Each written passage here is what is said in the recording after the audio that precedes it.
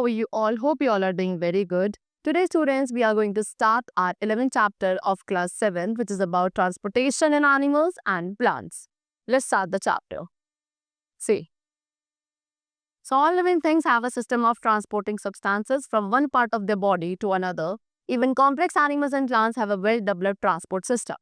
It helps in the removal of harmful substances produced during metabolism, such as carbon dioxide, ammonia, urea, etc., from the formation site to the elimination site. It also helps in the transport of substances formed in one area of the body to the areas where they are needed, example hormones and enzymes in animals and food in plants. It also helps in providing nutrients and oxygen to each cell of the body. So student what they saying कि हर एक living being के अंदर एक transporting substances का system होता है कि एक बॉडी पार्ट से किसी भी सब्सटेंस को ट्रांसपोर्ट किया जाता है to the other body part. Okay, even जो कॉम्प्लेक्स एनिमल्स एंड प्लांट्स होते हैं उनके पास भी एक वेल डेवलप्ड ट्रांसपोर्ट सिस्टम होता है जो कि हार्मफुल सब्सटेंसेस के रिमूवल में हेल्पफुल होता है which are produce during metabolism, जैसे कि कार्बन डाइऑक्साइड, अमोनिया, यूरिया। तो ये सारे हार्मफुल सब्सटेंसेस हैं, इनको फॉर्मेशन साइट से एलिमिनेशन साइट तक ट्रांसपोर्ट करने में दिस सिस्टम हेल्प्स है। ओके, प्लस जो सब्सटेंसेस का ट्रांसपोर्ट है किसी भी एक बॉडी एरिया से दूसरे बॉडी एरिया तक जहाँ पे उनकी रिक्वायरमेंट है, वहाँ जो ट्रांसपोर्टेशन होता है वो भी इसी के थ्रू किया जाता है। Example hormones, enzymes. Okay, and basically nutrients and oxygen को प्रोवाइड करने के लिए to each cell of the body, that also is the function of the transporting system. So first of all, we have to discuss the modes of transport. So animals and plants में different modes of transport of substances होते हैं and जो substances transport किए जाते हैं they are also different. For example, animals में जो transport किया जाता है that is done by the circulatory system and plants में the transportation is done by the vascular system. Okay, so first of all we are going to talk about circulatory system in human beings. So human body आपके different system से बनी है जो कि एक साथ ही they all work together to carry out the different task. उनमें से एक सिस्टम है that is called circulatory system जो कि रिस्पॉन्सिबल होता है डिफरेंट सब्सटेंसेस के ट्रांसपोर्टेशन के लिए through the different parts of the human body. So human में सर्कुलेटरी सिस्टम बनाए थ्री मेन पार्ट्स है that is the blood, blood vessels and the heart. And first of all we are going to talk about blood. Blood क्या है? Blood एक liquid connective tissue है जो various substances के as a carrier work करता है, यानी कि बेसिकली जितने भी यूजफुल एंड डिफरेंट सब्सटेंसेस हमारी बॉडी में ट्रांसपोर्ट होते हैं, सर्कुलेट होते हैं, they all are done with the help of blood only. Okay, the total amount of blood in an adult is around 5 litre. किसी भी एडल्ट ह्यूमन बॉडी के अंदर जो टोटल अमाउंट ऑफ ब्लड है that is around 5 to 5.5 litres. Okay, and जो main components है blood के that is blood cell, platelets and plasma. So what is blood cell? So mainly there are two kinds of blood cells in human body, that is a red blood cell and white blood cell. So red blood cells जिन्हें हम RBCs कहते हैं, ये cell एक protein के बने हैं which is called hemoglobin and hemoglobin ही है जो आपके ब्लड को रेड कलर प्रोवाइड करता है बिकॉज ये एज अ कैरियर रिप्रेजेंट करता है। ये एक ऑक्सीजन का कैरियर होता है जो ब्लड को एक रेड कलर भी प्रोवाइड करता है, ऑक्सीजन भी कैरी करता है। हीमोग्लोबिन खुद को ऑक्सीजन के साथ अटैच करता है एंड रिस्पॉन्सिबल होता है ऑक्सीजन को ट्रांसपोर्ट करने के लिए through out the body. And उसके साथ साथ हीमोग्लोबिन कुछ कार्बन डाइऑक्साइड के अमाउंट को भी कैरी करता है around the body. So haemoglobin plus oxygen becomes oxyhaemoglobin. चलो, now next is without this reaction in blood, अगर ये रिएक्शन ब्लड में ना हो तो ऑक्सीजन जो है वो हमारे बॉडी से सप्लाई नहीं करी जाएगी। Then we have white blood cell which is also known as WBC। अब ये सेल यूजफुल होता है बॉडी के प्रोटेक्शन के लिए। WBC क्या करता है? फॉरेन पार्टिकल्स को, यानी कि कोई भी हार्मफुल माइक्रोब है या फॉरेन पार्टिकल है जो हमारी बॉडी में एंटर करता है अननोइंगली, उनको क्या करता है? एंगल्स कर लेते हैं। ओके, एंड इस तरीके से WBC डिजीजेस के अगेंस्ट फाइट करने में हेल्प करता है हमारी बॉडी की। WBC हमारी बॉडी के इम्यून सिस्टम को बनाते हैं एंड इसीलिए इन सेल को सोल्जर्स ऑफ ब्लड कहा जाता है। Now there is a table which is showing the difference between RBC and WBC. So RBC red in color होते हैं, WBC colorless होते हैं। RBC में हीमोग्लोबिन प्रेजेंट है, WBC lack haemoglobin and RBC gases के ट्रांसपोर्ट में help करता है एंड WBC जर्म्स एंड इन्फेक्शन के अगेंस्ट फाइट करते हैं। Now next we are going to talk about platelets. Platelets क्या है? Platelets भी आपके ब्लड सेल होते हैं जो ब्लड के क्लॉटिंग में हेल्प करते हैं। से ब्लड क्लॉट्स कब आते हैं? आफ्टर एन इंजरी आते हैं। अगर इंजरी को जब एक ब्लड क्लॉट क्या करता है? फ्लग करता है, जो उसके बाद आपने देखा होगा यूजुअली आपकी कहीं इंजरी होती है तो कुछ टाइम बाद ब्लीडिंग होने के बाद वो एरिया ड्राई हो जाता है एंड वहाँ पे एक डार्क रेड ब्लैक कलर का एरिया बन जाता है। जिसकी वजह से एक्सेस लॉस ऑफ ब्लड ना हो, that is done with the help of platelets. So blood की जो क्लॉटिंग है वो एक तरह का डिफेंस मैकेनिज्म है हमारी बॉडी में जो प्लेटलेट्स कैरी करते हैं। देन प्लाज्मा, जो ब्लड का फ्लूइड पार्ट है that is called plasma.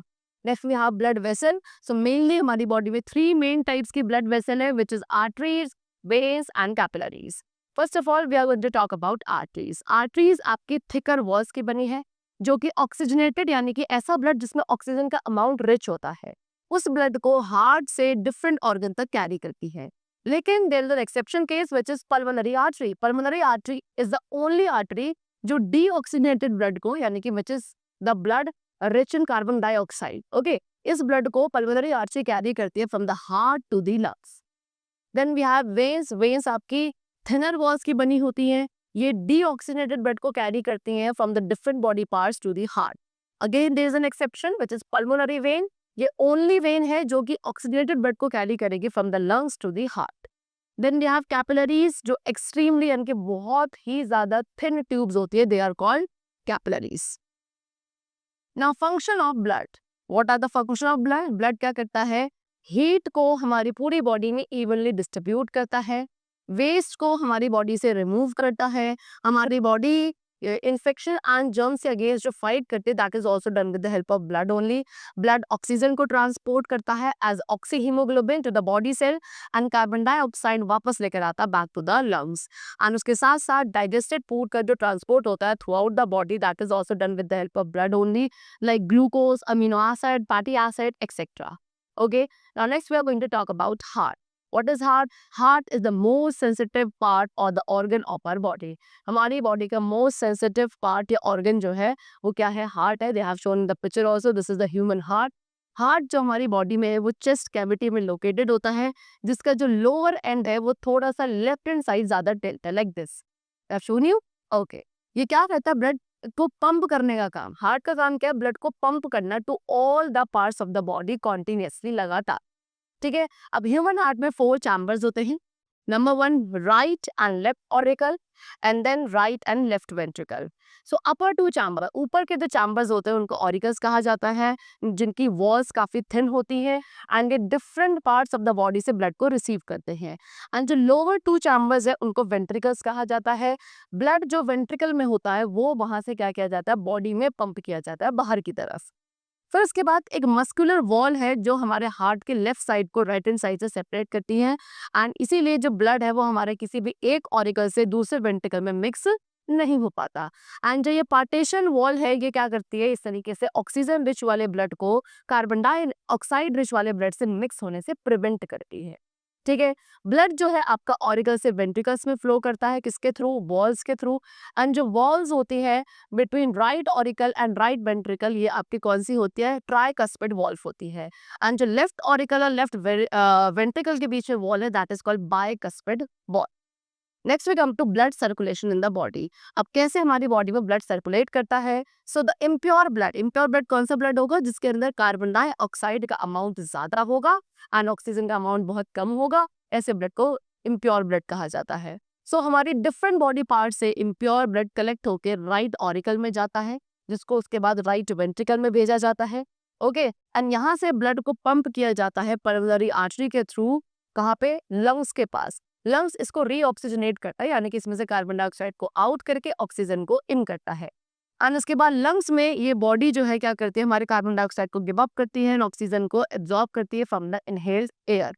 And ये ऑक्सीजनेटेड ब्लड दोबारा से हमारे लेफ्ट ऑरिकल में वापस आता है पल्मोनरी वेन के through and then it goes to the left ventricle. ठीक है, अब यहाँ से ब्लड को पंप किया जाता है एओर्टा में to different parts of the body and blood जो है फिर आपके कैपिलरीज के थ्रू पास करता है। ऑक्सीजन एंड जितने भी बाकी न्यूट्रिएंट्स हैं उनको डिलीवर किया जाता है टू द सेल एंड जो कार्बन डाइऑक्साइड या बाकी सारे वेस्टेज है वो हर एक डिफरेंट बॉडी पार्ट से पिकअप किए जाता है बाय द ब्लड। एंड फिर ये जो ब्लड है जो कार्बन डाइऑक्साइड रिच होता है, जिसको आप डीऑक्सीजनेटेड ब्लड भी कहते हो, it goes back to the right auricle. Okay, see they have shown you in this picture also, they have shown कि सबसे पहले जितना भी डीऑक्सीजनेटेड ब्लड है from the different body part वो कहाँ आता है? राइट एट्रियम में आता है, फिर राइट वेंट्रिकल में जाता है एंड राइट वेंट्रिकल से पल्मोनरी आर्टरी के through it goes to the lungs. Lungs उसको डीऑक्सीजनेट करते हैं। ओके, रीऑक्सीजनेट करते हैं एंड देन वो पल्मोनरी वेन के थ्रू सारा प्योर ब्लड दोबारा से लंग से लेफ्ट एट्रियम में आता है, देन लेफ्ट वेंट्रिकल में जाता है एंड लेफ्ट वेंट्रिकल से थ्रू आउट द बॉडी क्या किया जाता है, ट्रांसपोर्ट किया जाता है। इस तरीके से नॉर्मल सर्कुलेशन होता है ब्लड का through our body. Now there is a table which is given to you and it shows the difference between arteries and veins. So arteries क्या है? Arteries का काम है ब्लड को कैरी करना away from the heart, heart से blood को बाहर ले जाने का काम आर्टरीज का होता है एंड हार्ट की तरफ ब्लड को लेकर आने का काम किसका होता है? वेन्स का होता है। आर्टरीज ऑक्सीजनेटेड ब्लड कैरी करती हैं except pulmonary artery and veins deoxygenated blood को कैरी करती हैं except pulmonary vein. Then arteries आपकी थिक वॉल्ड होती हैं, डीपली सीटेड होती हैं, लेकिन वेन्स की वॉल काफी थिन होती है एंड ये आपके स्किन के नीचे ही होती है।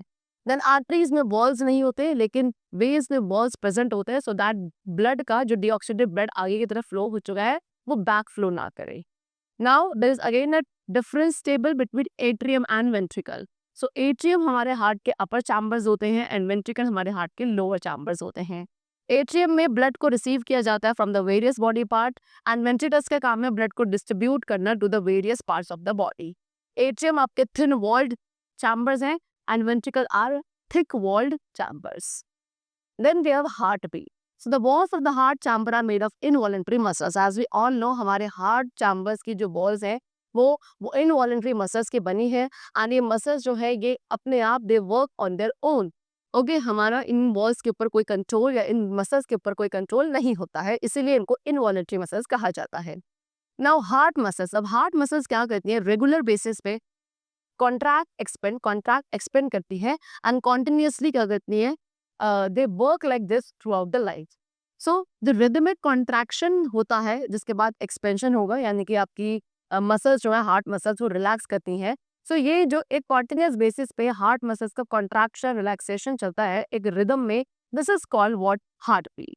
ओके एंड क्योंकि जो कॉन्ट्रैक्शन एंड एक्सपेंशन है हार्ट मसल्स का ये आपके ब्लड के सर्कुलेशन के साथ लिंक्ड है, दैट मींस व्हाट? ब्लड की जो पंपिंग करी जाती है बाय द हार्ट उसको आप as a regular thumping sound सुन सकते हो जिसको हार्ट बीट कहा जाता है। ओके डॉक्टर्स जो है हमारी हार्ट बीट को लिसन करते हैं using a device which is called stethoscope and they have shown you in the picture also. ठीक है and from the nature and number of heartbeat in 1 minute, doctor can find out the condition of your heart. The next we have pulse and pulse rate. Each time the heart pumps the blood out. अब हर बार जितनी बार भी एक heart जो है हमारे blood को बाहर की तरफ पंप करता है सो वो ब्लड सारा आर्टरीज के थ्रू रश आउट करता है एंड एक twitching movement and throbbing produce करता है विच इज कॉल्ड पल्स। अब हर एक हार्ट बीट की वजह से हमारी आर्टरीज में पल्स प्रोड्यूस होता है एंड पल्स को हम अपने वेरियस प्लेसेस यानी कि बॉडी के अलग अलग प्लेसेस पे फील कर सकते हैं like inner wrist, neck, temple etcetera. अब number of pulse beat per minute, एक मिनट के अंदर कितनी पल्स बीट प्रोड्यूस होती है that is called pulse rate. And एक नॉर्मल रेस्टिंग पर्सन की यानी कि जो पर्सन रेस्ट कर रहा है नॉर्मल हेल्दी पर्सन है उसका जो पल्स रेट होता है यूजुअली 72 to 80 पल्स और बीट होता है पर मिनट, यानी कि एक मिनट के अंदर 72 टाइम्स बीट या पल्स प्रोड्यूस होती है नॉर्मल हेल्दी पर्सन में। एंड जनरली पल्स रेट को मेजर किया जाता है इनर रिस्ट पे, इस तरीके से यहाँ पे पल्स को फील करते हैं। Pulse rate increases with physical exercise. अगर आप कोई हैवी वर्कआउट कर रहे हो, फिजिकल एक्सरसाइज कर रहे हो तो आपका पल्स रेट जो यूजुअली क्या हो जाता है? इंक्रीज हो जाता है। Okay now next we come to the topic which is the expiratory system. So we have completed the circulatory system and now we are going to talk about the expiratory system. So during the process like respiration and assimilation of food, so जब हमारी body में respiration process चलता है, food का assimilation होता है तो बहुत सारे वेस्टेज हैं जो प्रोड्यूस होते हैं बॉडी के अंदर एंड इन वेस्टेज को अगर हम बॉडी के अंदर रिटेन रखेंगे ये हमारी बॉडी को हार्म कॉज कर सकते हैं। सो इनको बॉडी से बाहर रिमूव करना, एक्सपेल आउट करना जरूरी होता है एंड ये जो प्रोसेस है रिमूवल ऑफ वेस्टेज का from the body this is called excretion process. So excretion in human being, so human body के पास स्पेसिफिक ऑर्गन्स होते हैं solid, liquid and gaseous body waste को रिमूव करने के लिए एंड जो मेन ऑर्गन्स हैं ह्यूमंस में एक्सक्रीशन के लिए that is lung, skin, large intestine, kidney, anus and urethra. And humans में एक्सक्रीशन में क्या होता है? एक्सक्रीशन के थ्रू यूरिया, स्वेट एंड जितना भी अनडाइजेस्टेड फूड है इसको रिमूव यानी कि एक्सट्रेट किया जाता है एंड इन बॉडी वेस्ट उसको रिमूव किया जाता है as follow which they have shown you. Number 1 solid waste. So solid waste जो हमारी बॉडी में जनरेट होता है उसको एनस के थ्रू फीसिस की फॉर्म में रिमूव किया जाता है। Then we have respiratory waste. Respiratory waste is carbon dioxide and water vapour. ये आपका रेस्पिरेटरी वेस्ट होता है जिसको ब्लड के थ्रू कैरी किया जाता है लंग्स तक. एंड जो लंग्स में एल्वेलॉय प्रेजेंट होते हैं ये हमारे ब्लड से कार्बन डाइऑक्साइड को रिमूव करके उसको हम अपनी नोज के थ्रू एक्सेल आउट कर देते हैं. Then we have water, salt, urea etcetera. So हमारे जो स्वेट ग्लैंड्स होते हैं अंडर द स्किन वो क्या प्रोड्यूस करते हैं, उनका काम है वाटर, सॉल्ट और यूरिया को रिमूव करना फ्रॉम द ब्लड, जो कि हमारे ब्लड कैपिलरीज के थ्रू फ्लो करता है in the skin bye diffusion. And ये वेस्टेज को उसके बाद हम अपनी बॉडी से थ्रो करते हैं, किसके थ्रू, छोटे छोटे पोर्स के through which are under our skin. Then we have liquid waste. So हमारी बॉडी में लिक्विड वेस्ट भी प्रोड्यूस होता है जिसको हम एक्सक्रीटरी या यूरिनरी सिस्टम के थ्रू यूरिन के फॉर्म में रिमूव करते हैं. चलो, now we have excretory system in human beings. So human beings में एक्सक्रीटरी सिस्टम के अंदर ऑर्गन्स इन्वॉल्व जो है that is a pair of kidney, urinary bladder, ureters and urethra. So kidney क्या है, किडनी आपके बीन शेप स्ट्रक्चर है जो कि जस्ट अबव द वेस्ट होते हैं. हर एक किडनी के अंदर large number of coil tube है which are called nephrons. Nephrons as a filter act करती हैं एंड जितना भी वेस्ट प्रोडक्ट आपकी बॉडी में प्रोड्यूस होता है उसको फिल्टर आउट किया जाता है ब्लड से. एंड वो फिर कहाँ जाता है, जब वो मतलब दोनों किडनीज में सारा वेस्ट जाता है ब्लड के थ्रू, तो ब्लड में से उन सभी वेस्ट को फिल्टर आउट करने का काम होता है नेफ्रॉन्स का. ठीक है. एंड जो यूजफुल सब्सटेंसेस है उनको दोबारा से ब्लड में एब्जॉर्ब कर लिया जाता है. सो बेस प्रोडक्ट्स जो है हमारे वाटर में डिसॉल्व होते हैं from the liquid urine. And इस यूरिन के अंदर 95% वाटर होता है, 2.5% यूरिया होता है एंड 2.5% अदर वेस्ट प्रोडक्ट्स होते हैं. उसके बाद एक नैरो ट्यूब है which is called ureter. Ureter आपके क्या, किडनी के इनर साइड से रन करती है एंड दोनों किडनी से दो यूरेटर्स होते हैं जो कि आपके कनेक्टेड होते हैं एक लार्ज सैक से which is called bladder. You can see in the picture this is kidney and kidney से ये दो ट्यूब लाइक स्ट्रक्चर प्रोड्यूस हो रहे हैं जिनको यूरेटर्स कहा जाता है. एंड दोनों यूरेटर्स एक बड़े से सैक के साथ कनेक्टेड होते हैं विच इज कॉल्ड ब्लैडर. ठीक है. तो यूरिन आपकी किडनी से पास आउट करता है इन दोनों यूरेटर्स के थ्रू एंड कहाँ जाता है, यूरिनरी ब्लैडर में जाता है. ब्लैडर में जाने के बाद ये स्टोर हो जाता है एंड ब्लैडर से यूरिन को पास किया जाता है एक और मस्कुलर ट्यूब के through which is called urethra. And finally इसको हम एक यूरिनरी ओपनिंग के through at the end of urethra out करते हैं. Now next we have other organs of excretion in humans. अब humans में excretion के कुछ और भी organs हैं like skin. So urea, salt and excess water के रिमूवल के लिए थ्रू स्वेट ग्लैंड्स इनको रिमूव किया जाता है फ्रॉम आवर स्किन. लंग्स का काम क्या है, कार्बन डाइऑक्साइड एंड वाटर जो कि रेस्पिरेशन के थ्रू प्रोड्यूस होता है उसके रिमूवल के लिए. ना लिवर का काम है एक्सेस ग्लूकोज का रिमूवल करना by converting it into glycogen. And large intestine solid waste को रिमूव करने में हेल्पफुल होते हैं. Next we come to sweating. So beside kidney skin also helps in eliminating wastage. So kidney के साथ साथ स्किन भी वेस्ट को एलिमिनेट करने में हमारी बॉडी में हेल्पफुल होती है. स्किन आपके यूरिया, सॉल्ट एंड जो एक्सेस वाटर हमारी बॉडी में बनता है उसको रिमूव करती है in the form of sweat. And in waste products को कैरी किया जाता है by the blood from the different body parts to the sweat glands which are present in your skin. So ये जो वाटरी फ्लूइड प्रोड्यूस होता है sweat glands के through in the skin, ये क्या करता है, हमारे बॉडी टेम्परेचर को रेगुलेट करने में हेल्प करता है और हमारी बॉडी को कूल रखता है. कैसे, क्योंकि आप स्वेट का इवापोरेशन होता है, एक्सेस बॉडी जो हीट होती है वो इवापोरेट हो जाती है from our body in the form of sweat. Then next we have dialysis. What happens when both the kidneys of a person stop working either due to an infection or an injury? What they're saying कि अगर किसी एक person की दोनों जो kidneys है वो work करना स्टॉप कर दे किसी एक इन्फेक्शन के थ्रू, किसी एक इंजरी के थ्रू, तो what will happen after that? सो जो वेस्ट प्रोडक्ट्स हैं वो आपकी ब्लड में एक्यूमुलेट यानी कि इकट्ठा होना शुरू हो जाएंगे. एंड जब तक आपके वो वेस्ट प्रोडक्ट्स को रिमूव नहीं किया जाएगा एक पर्सन की जो लाइफ है it may be in danger. So blood को पीरियडिकली फिल्टर करना जरूरी होता है एंड इसके लिए एक आर्टिफिशियल किडनी या डायलिसिस मशीन का यूज किया जाता है. डायलिसिस एक मेथड है जिसके थ्रू जितना भी टॉक्सिक सब्सटेंस है हमारे ब्लड से उसको सेपरेट किया जाता है जब kidneys are not able to do so. Okay, चलो. Then next we have excretion in animals. So small aquatic organism. Aquatic organisms कौन से होते हैं जो अंडर वाटर सर्वाइव करते हैं. So जो छोटे छोटे aquatic organism है like amoeba, paramecium, hydra. So most of the metabolic wastes जो इनमें होते हैं वो इनके बॉडी के जर्नल सरफेस के थ्रू रिमूव किए जाता है by the simple process of diffusion. Okay, इनके बॉडी में जो सेल्स होते हैं उनके थ्रू जो gases in and out move करती हैं वो डिफ्यूजन के थ्रू करती हैं. पार्टिकल्स का जो रैंडम मोशन होता है क्या अटेन करने के लिए, इक्विलिब्रियम ऑफ कॉन्सेंट्रेशन को अटेन करने के लिए, this is called diffusion. And diffusion को हम अपनी डे टू डे लाइफ में डिफरेंट एस्पेक्ट्स में ऑब्जर्व कर सकते हैं। ओके, जो आपके किचन से फूड की अरोमा यानी कि जो एक अच्छी फ्रेगनेंस आपको मिलती है, that is also because of diffusion only. Okay, then एक जो प्रेजेंट स्मेल फ्लास्क की हम तक पहुंचती है डिफ्यूजन के थ्रू, एंड गार्बेज की बैड ओडोर भी आप पर आती है, वो भी किसके थ्रू, डिफ्यूजन के through. So in large animal, बड़े एनिमल्स में डिफ्यूजन अकेला सफिशिएंट नहीं होता है, उनमें स्पेशलाइज्ड ऑर्गन्स डेवलप्ड होते हैं एक्सक्रीशन के लिए। फॉर एग्जांपल नेफ्रीडिया, नेफ्रीडिया आपके अर्थवॉर्म्स में प्रेजेंट होता है, लीचेस में प्रेजेंट होते हैं।